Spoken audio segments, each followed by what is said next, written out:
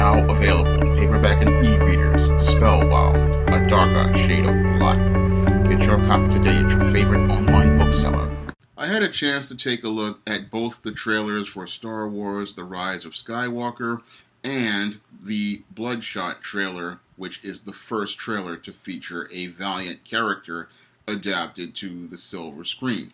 And the reason why I'm doing a video on both of these movies is because both of these movies are a big bag of meh. And the reason why they are both a big bag of meh is because both trailers were very bland, both trailers were very uninspired, and both trailers just didn't give me a reason to care about either of these movies. And I don't know which one is more disappointing, The Rise of Skywalker or Bloodshot, but they both just did not impress me. Now, Star Wars The Rise of Skywalker, it looks like it's going to be the disappointing conclusion to the Star Wars trilogy based on what was presented on the screen for that trailer. And in that trailer, we get a whole host of special effects, but nothing there that really makes you care about what's on screen. And the reason why it's hard to care about anything on screen as related to the conclusion to the Star Wars saga is because the original two movies, The Force Awakens and The Last Jedi, were absolutely terrible, and it looks like The Rise of Skywalker is going to be the complete fall of the franchise. And the reason why it's going to be the fall of the franchise is because it doesn't pay off, as I see it, based on what they presented on screen.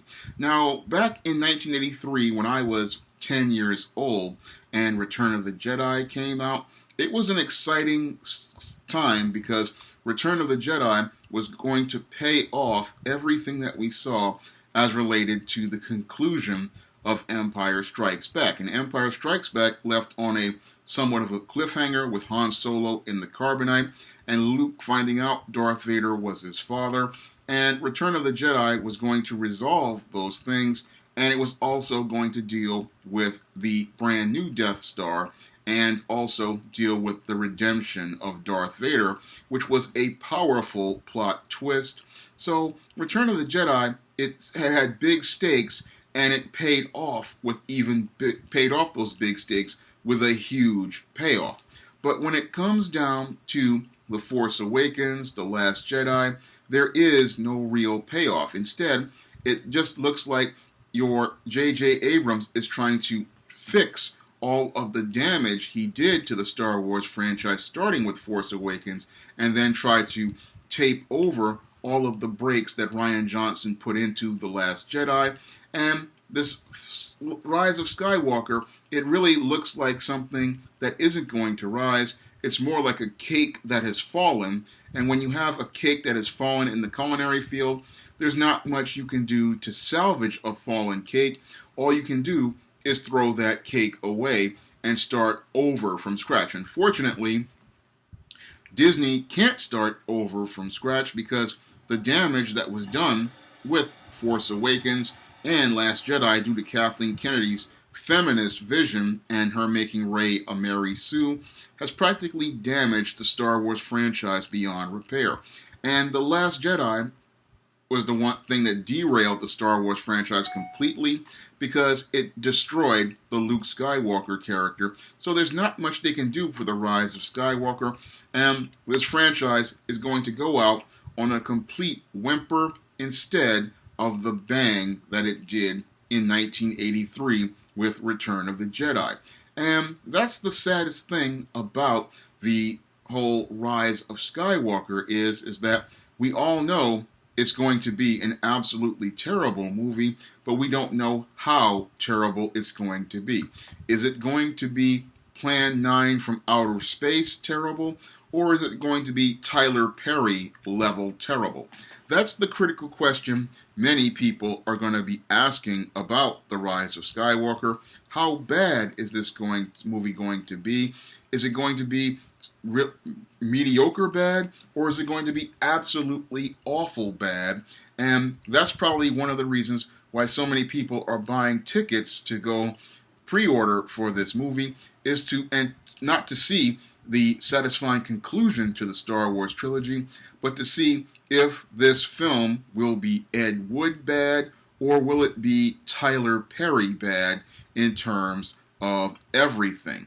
And that's really the most disappointing thing about this film in the Star Wars franchise, is that when you think about how promising the original trilogy was under George Lucas's vision, it was a film that literally brought a generation of people together, and it kept generations together, and it practically became a part of American lore. I mean, the original Star Wars became a part of American law starting in 1977, and what's sad is, in 2019, we see a complete tarnishing of that lore due to people like your Kathleen Kennedy, who wanted to push her feminist agenda ahead of the legends and the lore that had been established in things like the Star Wars expanded universe. And I believe if we had gotten a film in the expanded universe with Mara Jade, Luke's wife, and all the aspects of the expanded universe, we would have had a masterpiece of a film instead of this hot garbage calling itself a Star Wars movie.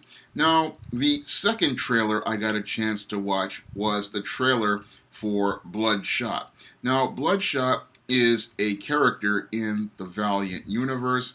He's this soldier who's been killed and injected with nanites and is more like a Frankenstein monster that they programmed to go out here and kill. And it's a very interesting concept. It's a very unique concept. Unfortunately, Sony just doesn't do a good job of executing as related to Bloodshot based on the trailer. They get a lot of the source material together right. However, they just don't seem to be able to execute properly. I mean, they have the right actor with Vin Diesel. They have the right concepts as related to the comic book. It's a lot like the comic book. Unfortunately, Sony's executives just don't know how to execute on concept for Bloodshot. And one of the things that they made, what was a grave mistake, was giving away so much of the film in the trailer. You could practically see the entire story setting up in the trailer, and sadly we see the entire story paying off in the trailer. And because we see the story setting up and paying off at the exact same time, then you don't have much of an incentive to go out here and go see this Bloodshot, because you've seen all of the best scenes and all of the best sequences in the 2 minutes of that trailer. And that's the big disappointment with Bloodshot, because when you have read the Valiant comics like I have, and you see what a great concept it is, there's a great story there about a man trying to figure out his past, trying to figure out things as related to his family, and these fantastic powers of these nanites, which practically make up this man's body, and him trying to find these memories of his past. There's a great story there. Unfortunately, Sony, just like they did with the Spider-Man movies that they have made, they don't know how to execute on concept. And the sad part is that when it comes down to the Valiant characters, they are some very solid characters. I've read a lot of the Valiant comics, and I would love to see those characters done on screen. And what's really sad about Bloodshot is they spent all this money to make a Bloodshot movie, when I looked at the films that they made with Jason Frank and those smaller budgeted concepts, and they were done a lot better than what I saw in that big budget movie. It was a lot better executed. The acting was a lot better. The characterizations were more on point.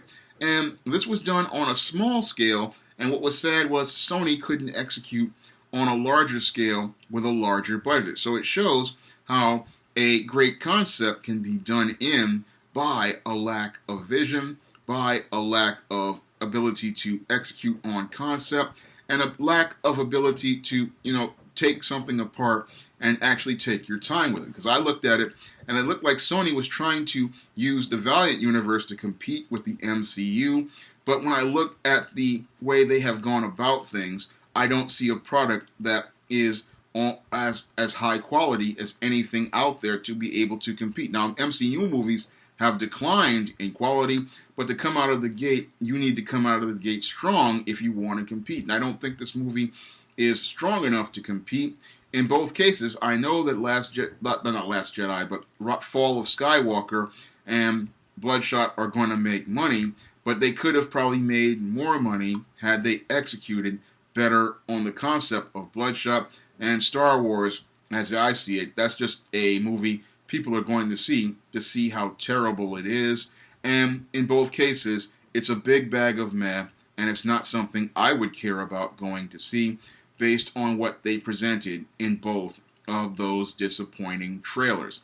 If you'd like to see me make more videos like this, talking about comic books, science fiction, fantasy, you can donate to my Patreon, my PayPal, or my Cash App by clicking the link in the description box. And if you want to try some of my action-packed SJS Direct Universe fantasy fiction, like the ISIS series, the E-Steam series, the John Haynes series, the Temptation of John Haynes, and the Spinsterella trilogy, you may do so by clicking the link to Amazon.com, where you can pick up my books in paperback or Kindle format. That's all I have to say for this video. You can comment, rate, and subscribe.